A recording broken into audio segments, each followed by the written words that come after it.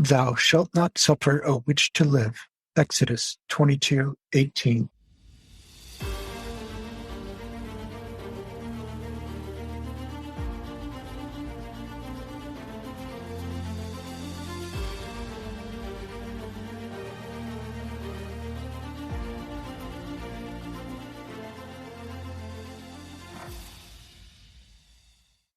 Welcome to Thou Shalt Not Suffer, the Witch Child Podcast. I'm Josh Hutchinson. And I'm Sarah Jack. We made it. We did? Through episode 1. We've survived this long. Now you'll never get rid of us. In our first episode, we learned the history of the Connecticut witch trials. On this one, we learn about efforts to clear the names of the victims. Today we're introducing the Connecticut Witch Trial Exoneration Project. We will learn about their efforts to clear the names of those wrongfully accused of witchcraft in colonial Connecticut. The project includes Beth Caruso, Tony Griego, Mary-Louise Bingham, Josh, and me. We'll learn how the project came together and what they are doing to push for exoneration. Before we get down to business, I have an idea. What's that? Let's tell a story. What kind of story? A story about an unfortunate woman accused of witchcraft. Do you have one in mind? I do. What is it? Last week, we learned about the first woman executed for witchcraft in England's North American colonies. This week, I want to talk about the second woman executed in Connecticut. Who was that? Her name was Mary Johnson, and she came from Wethersfield. What do we know about her? Unfortunately, there isn't much information about her personal life. However, we do know she was charged with witchcraft in 1648 and that she confessed. She confessed? According to the court records, she confessed to familiarity with the devil. Do we know any more about that? Cotton Mather wrote about her in a book published in 1702. The same person who wrote the defense of the Salem witch trials. Unfortunately, he's the best source we have. What did Mr. Mather write about Mary Johnson? He wrote that she was discontented when Satan appeared to her. To content her, he had a devil help with her work. Devil did chores for her? He cleaned ashes out of the hearth and drove away hogs that broke into her master's field. But that's not all he wrote. What else? She committed uncleanness both with men and with devils. That's what Cotton Mather wrote about her? Yes. And he said she admitted to killing a child. What awful accusations against an innocent woman. And now for a decidedly more wholesome discussion. Perfect time to talk about exonerating innocent people.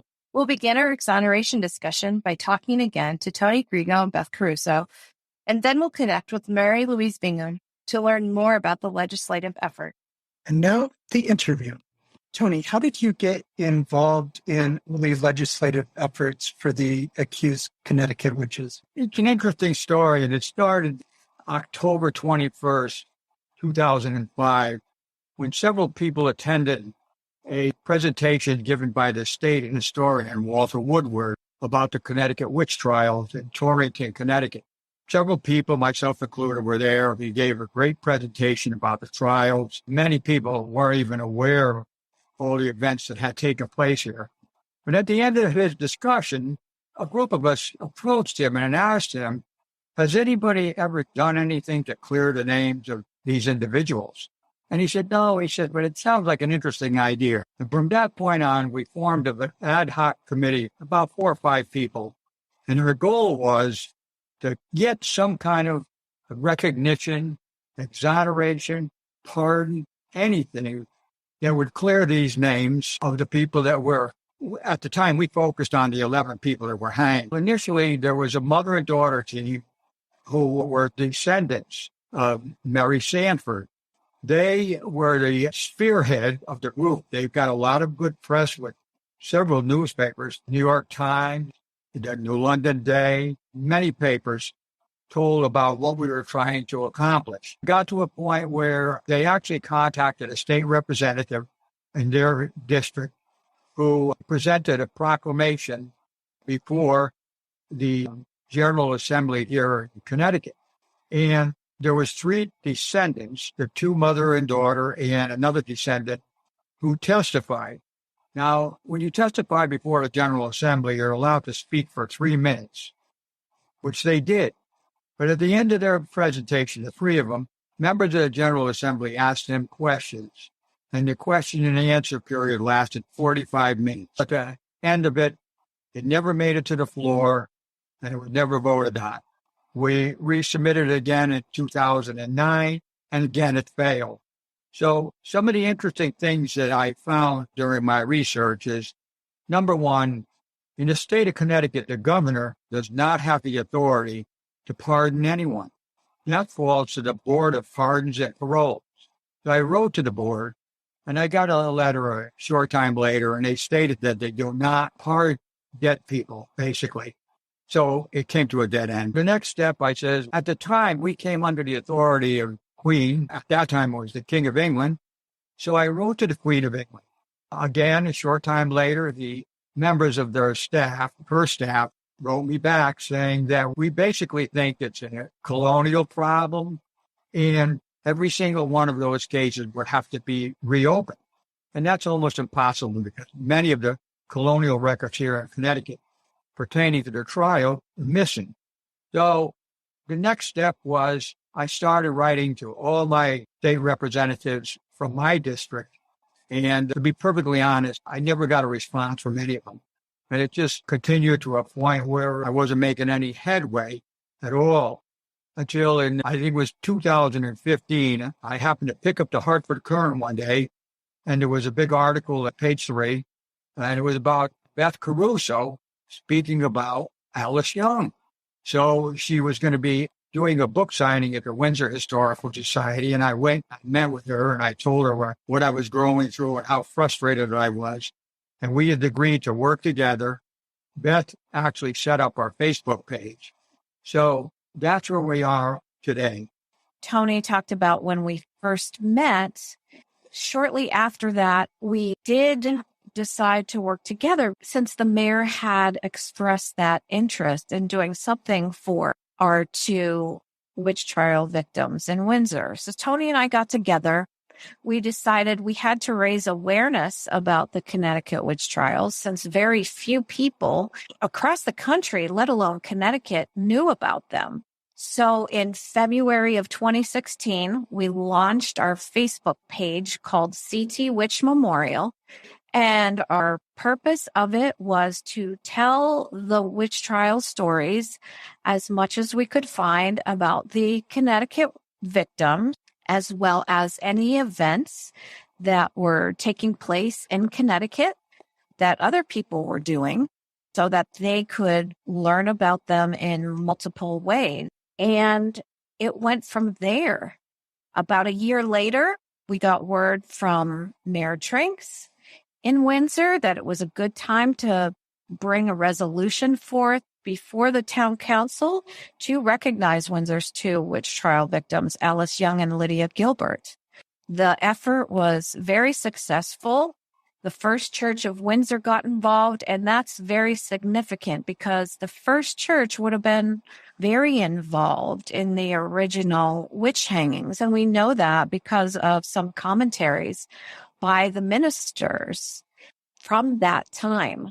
So it was historic that the ministers got involved. One of them, Cher Corbett, who's no longer in Windsor, but who was at the time and played a huge role, gave a historic apology on behalf of the First Church of Windsor. And her speech was so powerful that it was almost like she shamed every single town council member into voting for this because it was powerful. You couldn't walk away from that speech and say, oh, it's fine that we don't acknowledge these victims. She stressed just how much they lost, their families lost, besides the lives of their loved ones.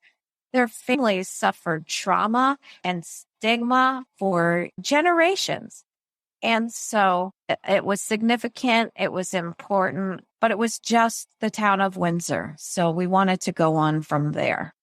Beth and Tony have an important collaboration called the Connecticut Witch Memorial. Tell us what the name stands for and what your mission has been. He stands for Connecticut, of course. Witch is actually an acronym. And I have to give credit to my husband, Charles Button, too. We were out for lunch one day and I said, we got to come up with something for this new Facebook page. And so we came up with witch as being witch interrogations, trials, and colonial hangings. So Connecticut witch interrogations, trials, and colonial hangings memorial, because there is yet to be a place to memorialize the Connecticut witch trial victims. So we wanted our stories and our Facebook space to act as a temporary memorial until more could be done. And we still see it that way. When Beth first started it, she gave me pretty clear instructions what she thought we should be doing. And one of the things that I was really interested in doing was estimating from different sources exactly how many people were we talking about. Originally, my first adventure with this, it was 11 people, the 11 people that lost their life because of the trials. But it goes beyond that.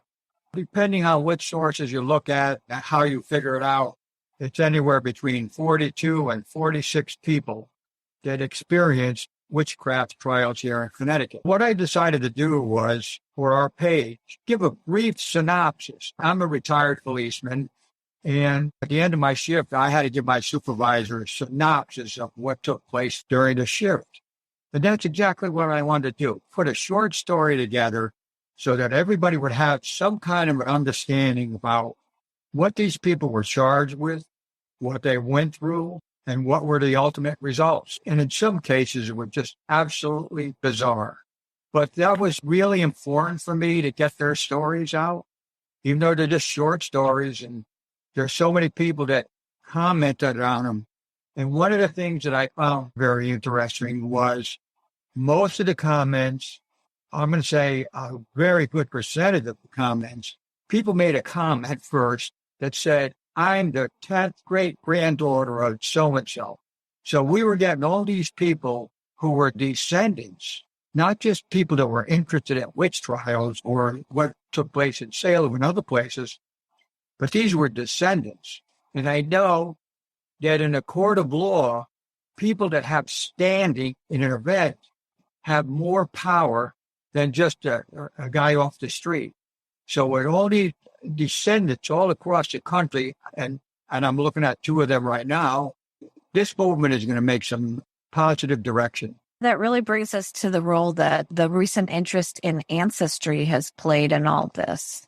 A lot of people, they go on Ancestry or another type of ancestry site and they say, oh, wow, wait, look at this.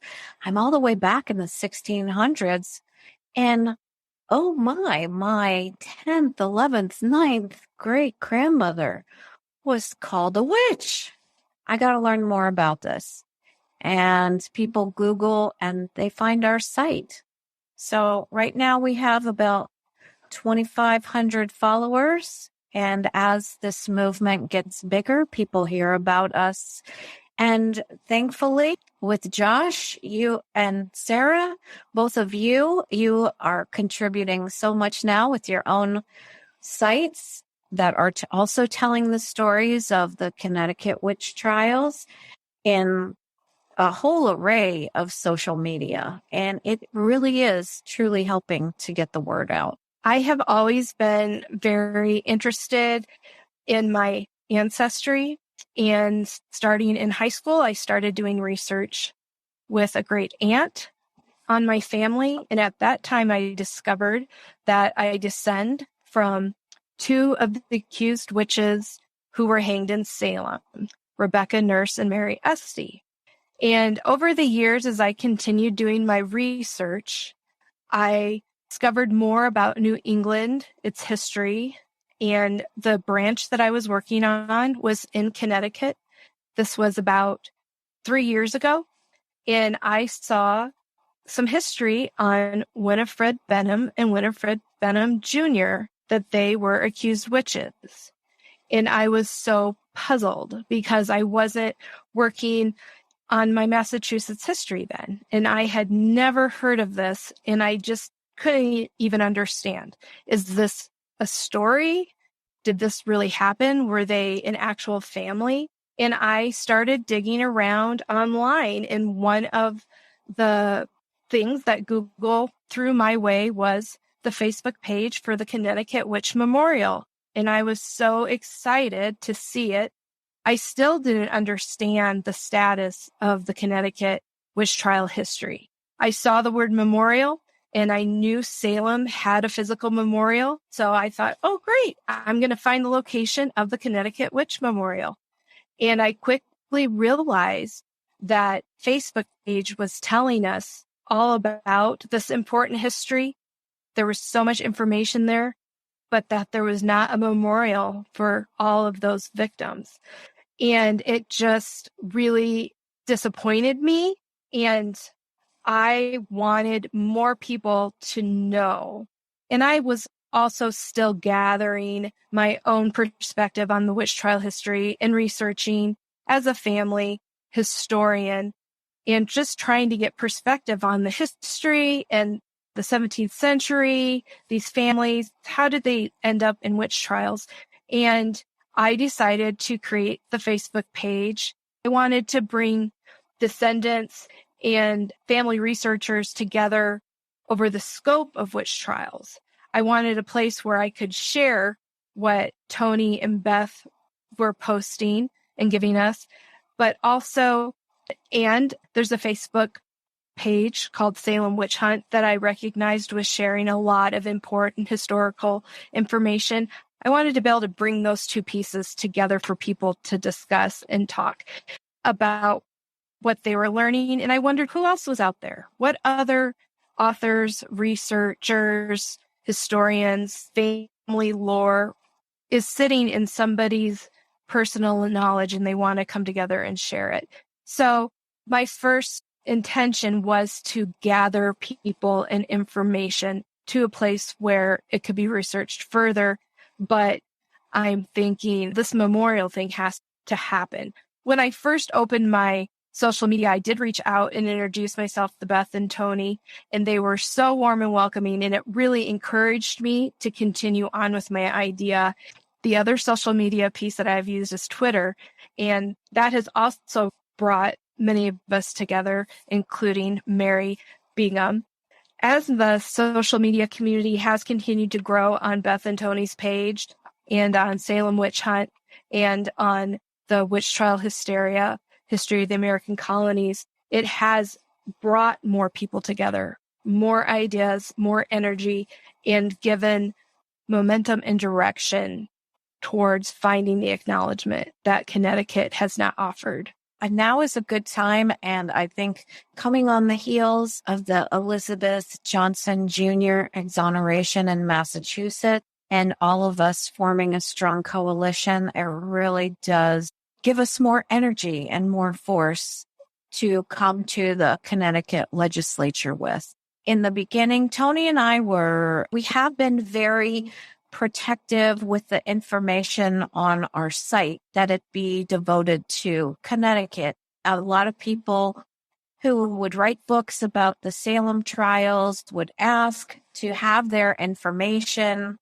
And we usually said no, because we didn't want to liken it to something like the Brady Bunch. We didn't want to be like Jan, the forgotten sister. Everybody's focused on Marcia.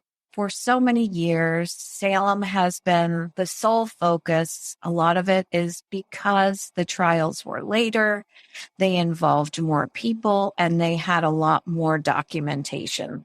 We wanted our site to be just devoted to Connecticut, to get the Connecticut stories out there, since people had never even heard of them. But now that we are at this point, I agree, it's a wonderful thing to join forces. And in the future, I think people are going to have more information just about how connected the Connecticut trials were to what happened in Massachusetts. I believe that they do each need to stand alone on their history, but now that there are these connecting channels, that is a strength for the history too. both pieces are important. People need to know where they can go to get Connecticut information. And CT Witch Memorial Facebook has been a great location for that. And the Salem Witch Hunt Facebook page and social media has been a really great place for people to find all of those documents and the authors. And so I think those are two really important legs of witch trial history. And then I believe this piece now where we're seeking clear acknowledgement for the victims in Connecticut, and if there's been anyone else in New England that needs that acknowledgement, this will all come together. Tony, what does the current Exoneration project mean to you? It means that there's a light at the end of the tunnel. So many people have worked on this since my knowledge goes back to 2005, but now it seems to be reinvigorated again. And people hear the term witch hunt all the time on the daily news today pertaining to other type of witch hunts. We won't get into politics, of course. Just turning. And all these people went through these terrible agonies that affected their families and their generations to come. And the state of Connecticut has never acknowledged that. They've never offered any expression of regret, nothing. There's really only 3 sites left in Hartford that have a direct connection to the trials. There's the old State House where some of the trials may have been held, some of the executions may have taken place. There is what they call the South Green. Originally, it's now Barnard Park in Hartford. That's where witches had a night of merriment that led to a trial. And lastly is the ancient burial ground in Hartford, which is a wonderful historical site. There's no witches buried there, but all the magistrates and the jury people are there. At one point, we had efforts to get a memorial, and it seems like none of these sites were interested. What I found out was the State House is actually governed by the General Assembly. The ancient burial ground, which is attached to the church there, is not part of the church. It's owned by the city of Hartford, as is South Green. It's a city park. And there was just really no interest for a memorial. And in many of my letters, I would state that, every year in October, Salem, Massachusetts brings in a lot of money. And Connecticut could jump on that bandwagon. And we've neglected it for all these years. Alice Young was executed more than 375 years ago. So why is it important now to exonerate her and the others? In a modern age, we know that witch hunts are wrong. We know what happened in Salem. Some people know a little about what happened here in Connecticut. The bottom line is those hunts were wrong. Those people suffered for reasons that go beyond reasoning. So we think it's time that, like Massachusetts and New Hampshire, Virginia, it's time to make amends for that. And that's hopefully what we're going to accomplish. Now is the right time. I also think when we're talking about exoneration of Connecticut's witch trial victims, that it's easy to push it off and say, oh, this is something that's disconnected to our present day. It's in the past.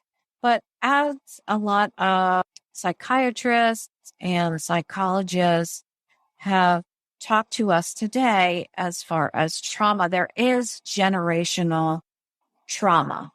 So we have to think of that. We also have to think of how we witch hunt in present day. Maybe not literal witch hunts, but targeting people just for the fact that they're different or they don't fit into a precise box of what a certain group would want them to fit into. It's a statement that we just need to accept people for who they are, differences and all, and accept that those differences can actually enrich our society instead of pointing at them as other. And this is a theme that it keeps coming up over and over again, whether you're talking about a more recent past, like Nazism, or whether you're talking about present day America where people are being singled out.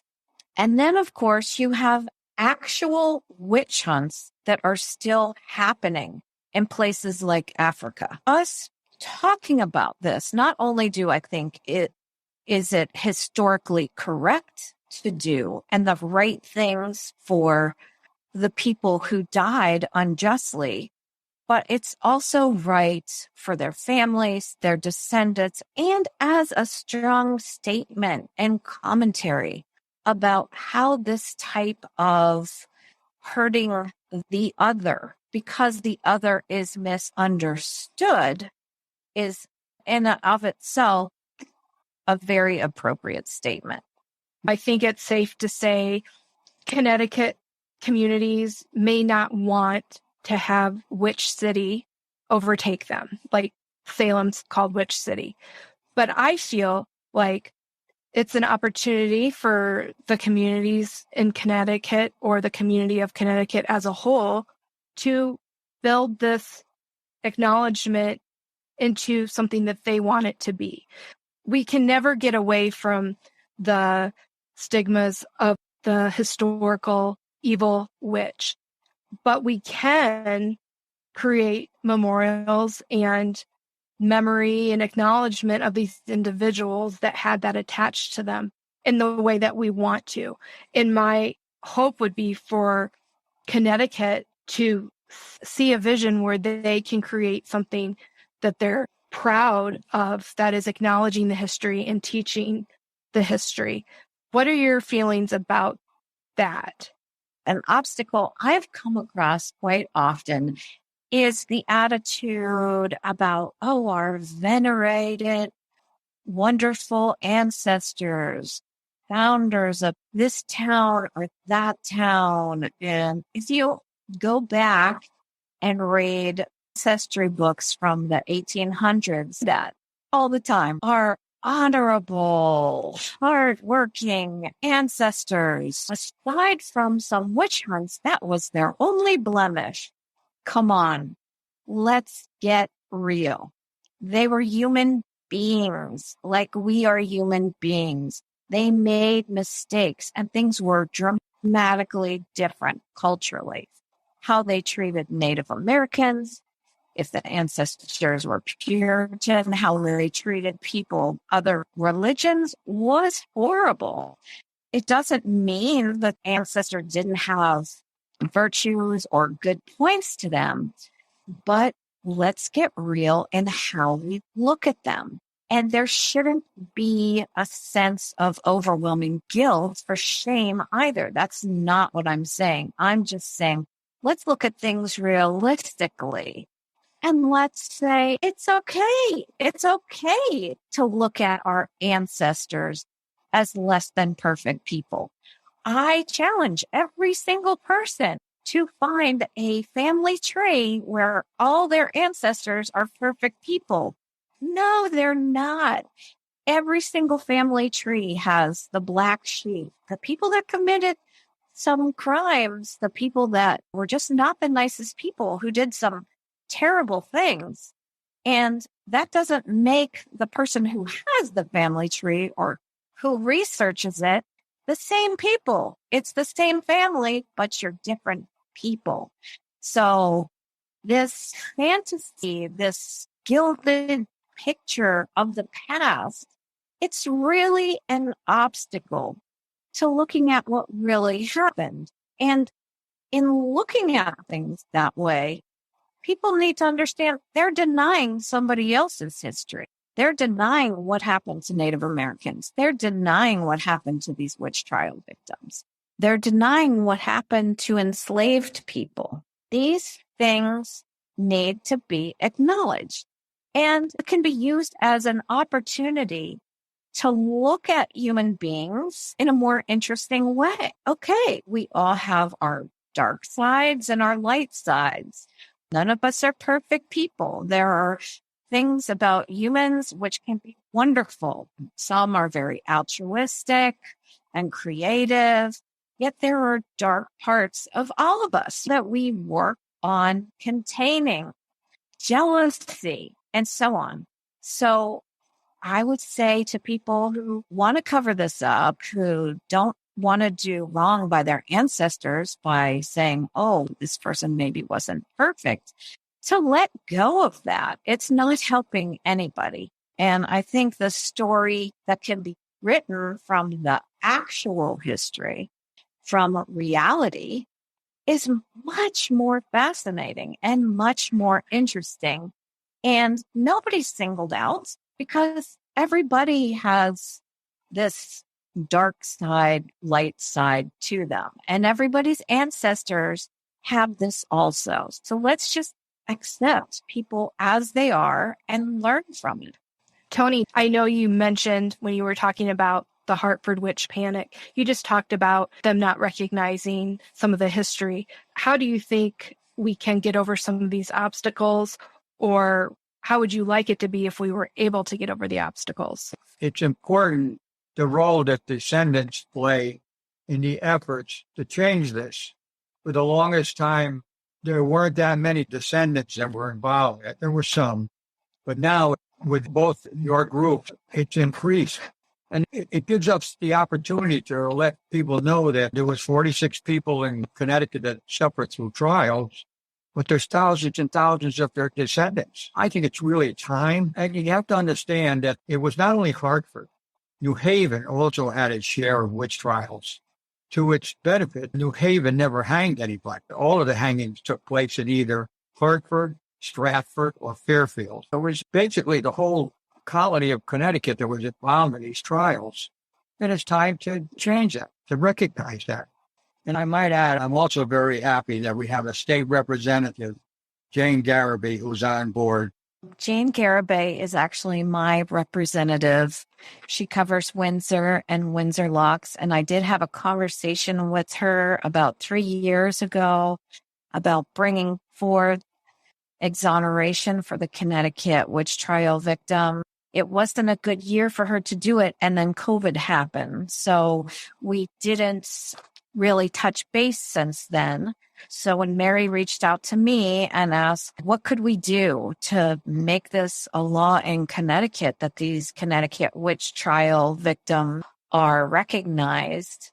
Jane Garibay came to mind immediately because she had been interested before. Mary was the one who reached out to her this time. So I was very happy that Mary did that. And really, she got the ball rolling again where it had been paused for several years. Mary, I watched your YouTube Exoneration message as soon as you released it, and its energy was one of the reasons I was so excited to help create the Connecticut Witch Trial Project. I knew your video was going to be a great tool that would spread the word and grow support from the community. Tell us how you were inspired to make the message and what lawmaker responded positively. After we had heard Tony Griego give her speech on the Senate floor regarding the exoneration of Elizabeth Johnson Jr., I had agreed with myself, first of all, that it was time to go after Connecticut. And I knew of Beth Caruso, and you, Sarah, had put me in touch with her, and I saw her tweet that she was very disappointed that nobody had done anything to honor Alice Young, who was hanged 375 years ago, late in May.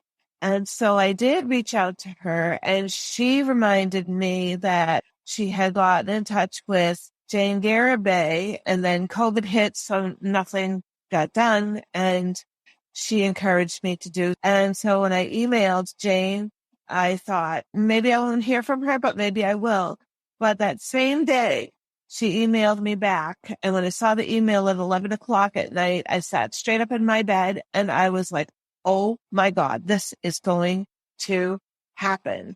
Because Jane said specifically in her email, this is ridiculous that this has not been done. So I thought, oh my gosh, this is going to happen. It was really exciting when all those first main pieces came together and we realized this project was for me. And it looks like it's going to go much faster in a couple of months than we ever anticipated that it's going to go. So very excited about that too. And my only disappointment is that there are some of those first names of those women that we don't know yet, but we're in the process of finding out their true given names. Because that is very powerful. And once we get everything written that we need to get written, to have their full names in there is so important. Because who wants to be known as Anonymous Nat or Anonymous Bassett? We want to know their first name and their last names. We do want to know them. And there's lots of descendants that want to know those names. That will be identifying grandmothers, grandfathers for descendants as well. They're more than just good wives. That's right. And that's why I said anonymous, because they are anonymous in that sense. We need to know their names because it also gives more of their story too, a very important part of their story. Yeah, we're wanting to humanize these people. It's been 375 years. It's a little easy to think of them more abstractly as just data on old records, but they are human beings.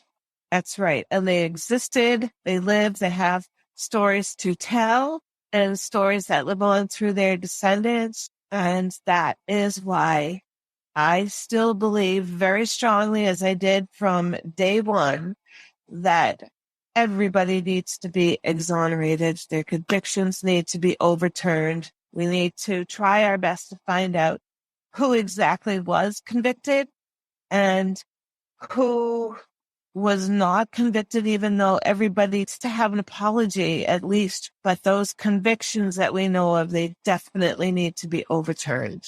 And I believe they will be. I agree with you. I'm really excited. A lot of people are going to have to get involved and be bold and take the steps that need to be done to make this happen. But I believe in them.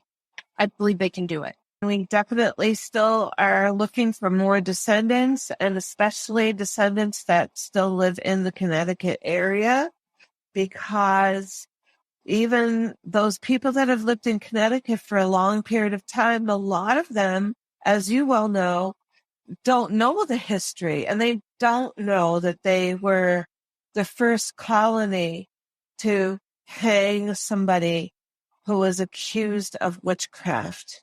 And the more that we are visible and the more people that we can gather with us, the more people will realize that this is important and it needs to be done for the descendants and to clear the people's names that didn't know wrong. And it breaks my heart when we see articles in newspapers stating that why now? Why this? It was 375 years ago. We need to do it. We need to right the wrongs of the past so that history is not doomed to repeat itself, as said by State Senator Diana DeZoglio in Massachusetts. And like you have said, Sarah, and I've done some research myself and looked on YouTube and seeing the videos of those people, especially those people in Africa that are still being accused of witchcraft today. And they are not witches. And I'm not saying that there aren't people that are practicing a different form of witchcraft, like Wiccan and paganism, that is a more peaceful religion, and good people are practicing that.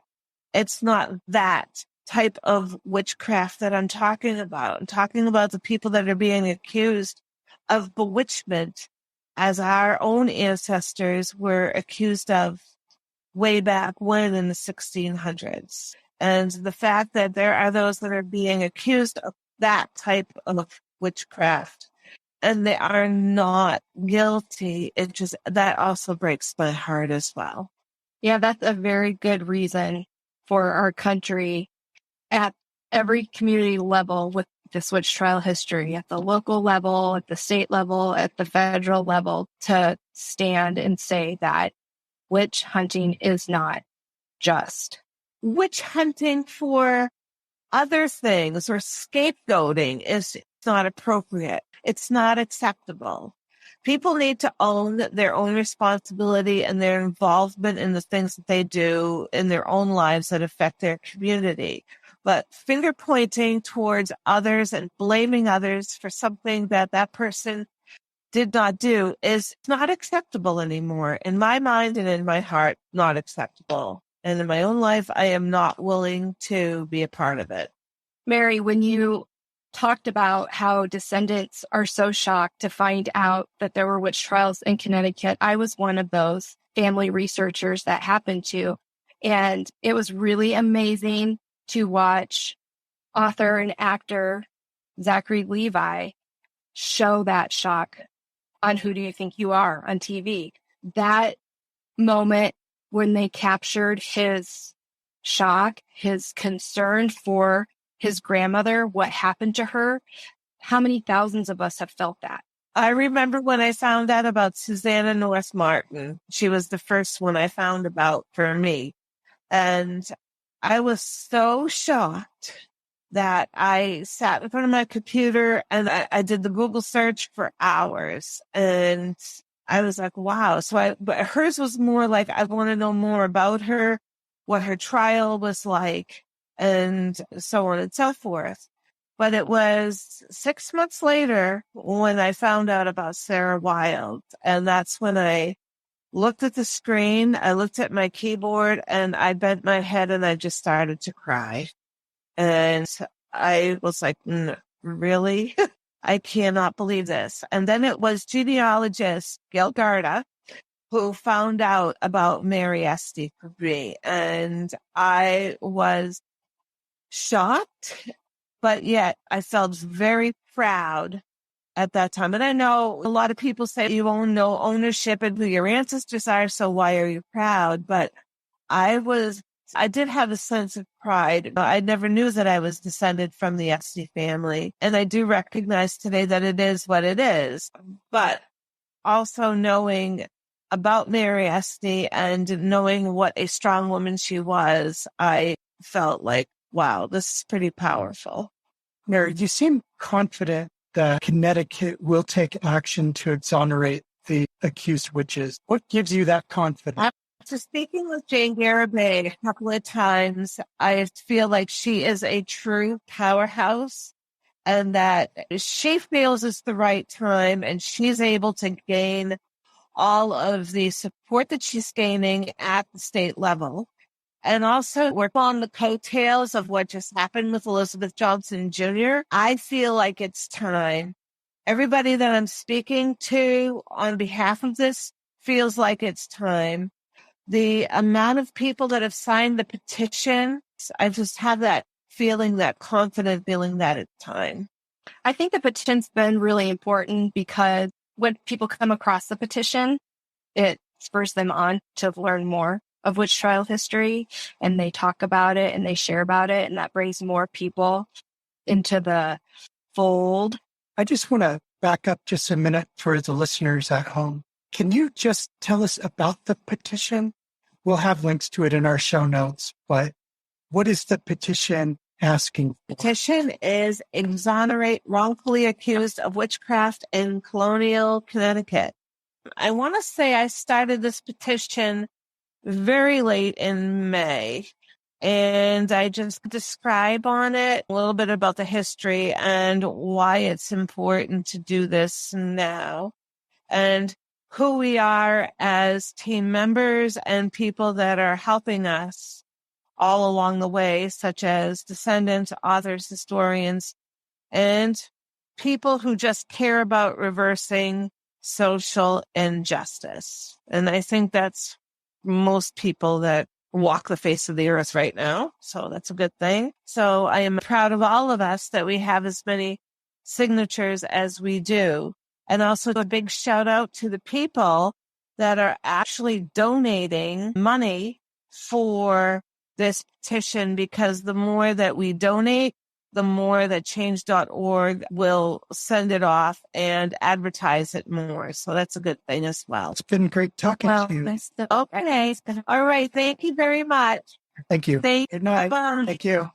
Okay. Thank you, everybody, for coming. Thank you so much, Sherry. Thank you. All right. Thank you. Bye-bye. Thanks. Welcome to Witch Hunt Happenings in Your World. This is about real people targeted, abused, murdered, or in danger of death due to witchcraft superstitions today. Witch hunts are a human rights violation, often due to religious hatred. This is the exact case for what is happening with many of the accused witches in Africa. You heard that right. There are many. The advocacy for alleged witches works to stop the toleration of witch accusations and hatred, while defending the rights and dignity of alleged witches. It exists to end all forms of human rights abuses linked to witchcraft allegations in African countries. It is doing this by engaging in a decade of activism against these witch persecutions. Yes, you heard that right too. A 10-year attempt to disrupt witch hunting behaviors. Is 10 years a reasonable time frame to reset social norms of superstition and hate?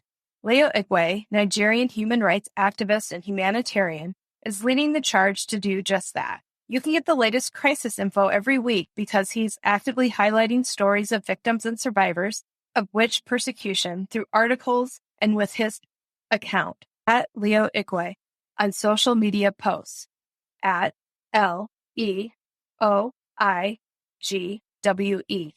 He's engaging state and non-state actors in the field of witchcraft accusation, lobbying locally, regionally, nationally, and globally by asking leadership to intervene with protection for alleged witches and education for the accusers. And he seeks out institutional partnership to support these objectives. AW facilitates trainings, workshops, and seminars for various interest groups on witchcraft allegations and witch hunting. It organizes public education and enlightenment campaigns to reason people out of the misconceptions that drive witch persecution and other harmful traditional practices. It wants its culture to know that the fear of witches is an unfounded myth and an imaginary crime, that these accusations of causing harm are based on hearsay and misinformation, panic and anxieties, fear and superstition. FAW's decade of activism drives the notion and demonstrates that witch persecution, killings, and trials are forms of human rights abuses that should not be tolerated in the name of religion, culture, or tradition. Leo Igwe, Superstition, Community Witch Hunts, and a decade of activism will come to your mind now when you hear the phrase witch hunt. You share the world where this is happening. Witch hunting is not a past issue only, nor is it largely about perceptions of political bullying, unless politics are causing human rights violations. As you have learned, that does occur. Be sure to share what you've learned here. Be a part of the decade of activism by being a voice of justice for your world neighbors. Thank you for another informative news segment, Sarah. And thank you, everyone, for listening. And now we'll hear from Tom Mattingly and Jamie Milne of Ballet Des Moines about their upcoming Ballet Salem. I have always loved ballet as a vehicle for storytelling. And I think that there can be so much left to interpretation with the subject of witchcraft, and that interpretation lends itself really well to ballet. So what I've done with Salem is I've taken inspiration from the historical events to create a fictional story, one that could have happened during the time, but isn't necessarily a recreation of actual events. Fear itself is very powerful. And when we are led by fear rather than reason, there are horrific consequences. The character of Fear is very important to this ballet.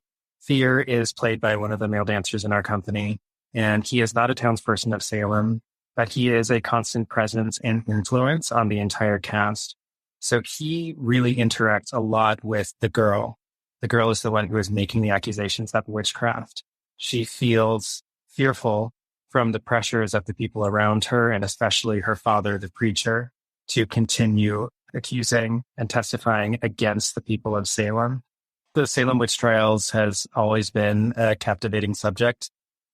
One of the main reasons I chose the witch trials for a ballet is because I knew it was something that would capture people's attention. I hope that people are moved by what they see and think about how they view others, if they're viewing others with kindness, with the benefit of the doubt, if they're giving a chance, to these people that they don't know. I hope that they are inspired to learn more about the Salem witch trials themselves. It is a fictional story that I'm creating, but every element is based on historical fact. A lot of it is different people from the past kind of combined into become one character, like the Mathers with our preacher. There is one character who attempts to defend his wife who has been accused, and he himself gets accused of witchcraft and demonic possession.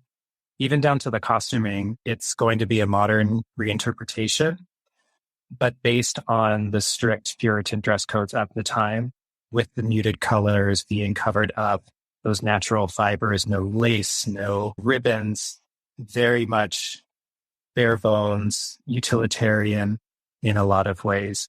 Same thing with the set design too, of these furniture pieces that can be used in many different configurations so that our meeting house can serve as a place of worship. It can serve as the home for the trials themselves in the courthouse. Our set even has a different modular design to become the gallows when one of the characters is hanged. Tom and I were talking just this last week, and he said everyone knows the end of the story here. There's not a surprise because we all know the Salem witch trials and what happened. I don't want anyone to forget the power of a somber ending and this idea that great change can come feeling so emotionally disrupted that you have no choice but to think differently upon leaving. And I think that will really be the power of audiences walking in the doors and then leaving with a very different emotional state. The music for Salem will primarily be Stravinsky's Rite of Spring. Rite of Spring is typically the story of ritual sacrifice. And in a way, I feel like that's what happened with the Salem witch trials. It became this ritual of accusations, trials, and hangings that just continued over and over until it was finally put to an end. And it's an amazing score. It's difficult as a dancer because it's difficult to count and the melodies are so surprising. But the overall effect, I think, is incredible. And it takes this kind of animalistic quality, and the dancers are really able to embody it, especially in these group scenes at the church or at the gallows. It's really moving. Salem will be performed at the Stoner Studio Theater in downtown Des Moines, October 20th through the 29th. Tickets can be purchased at balletdesmoines.org.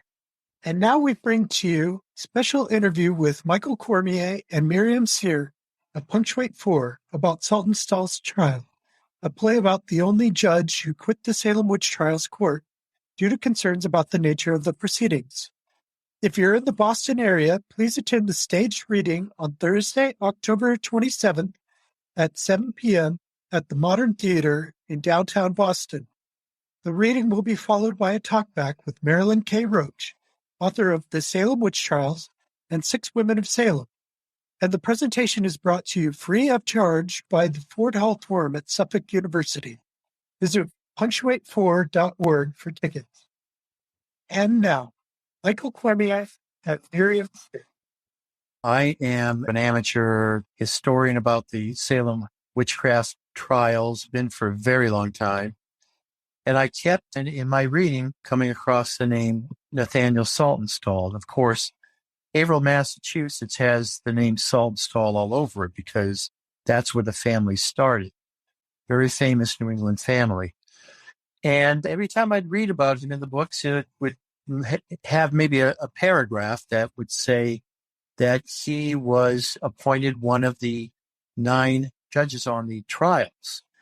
And of all those judges, he was the only one who quit in protest over the conduct of the trials. So I was always wondering what would make this man do that when nobody else did. And then the story is really about how this judge is going to be taught by the women who were accused to see the truth as opposed to the fake news that was being put forward. And what's amazing about the play is that it speaks so much to cancel culture and fake news and what is truth and what is not truth. And it highlights the Saltonstall family as a family that's being immersed in this whole tragedy from the point of view of the powers that be, because Nathaniel Saltonstall was a Harvard graduate and the grandson of English aristocracy. He was a well-connected man. He didn't have to do what he did. So the struggle has a lot to do with, are we part of this whole community? Do we protect those people who are helpless? Or are we this upper crust of the Puritan society, and therefore we're going to go along with the program no matter whether they're right or wrong? And the play has a lot of drama, and it's very exciting, and it's a little bit like a whodunit in certain parts. And so it's a very entertaining evening, and we see the witches on trial, the accused on trial. So we're very excited to share it with the public. And what's really exciting is that we have really through all the steps of this process, we have kept checking in with the public as to what worked and what didn't work. So we're very excited, and we can't wait to see people's reactions to it. We do have 3 Elliot Norton Award winners that are part of the cast and who are lending their voices to this. And sometimes stage readings can be even more exciting than plays themselves, because as a member of the audience, you can imagine what all of this will look like, because you really have the words to rely on and the images that in the powers that these words conjure. And it's like a spell. It's like entering a spell, and there's going to be music and there's going to be sound effects, but it will be very exciting. Saltonstall's trial can be seen at the Modern Theater in downtown Boston at 525 Washington Street, Boston, 7 p.m. on October 27th, which is a Thursday. And there will be a talk back afterwards with Marilyn Roach, who's the author of 6 Women of Salem and is very famous. She was interviewed on Jon Stewart, and she's one of the world's leading expert on the Salem witch trials. If you go to punctuate4.org, you will see a button that says reservations, and it will lead you to where you have to go. And also it's a free event. And that is thanks to the Fort Howell Forum and Suffolk University, who are sponsoring us. This has been Thou Shalt Not Suffer, the Witch Trial Podcast. Visit thoushallnotsuffer.com for show notes and transcripts and to learn how you can support us. Follow us on Twitter at Thou Podcast, Instagram at Thou Shalt Not Suffer, and Facebook at Thou Shalt Not Suffer Podcast. If you have questions or feedback, email us at thoushallnotsufferpodcast@gmail.com. Like, subscribe, or follow wherever you get your podcasts. And if you like the podcast, please rate and review. And tell your friends and family about Thou Shalt Not Suffer, the Witch Trial Podcast. Bye. Bye.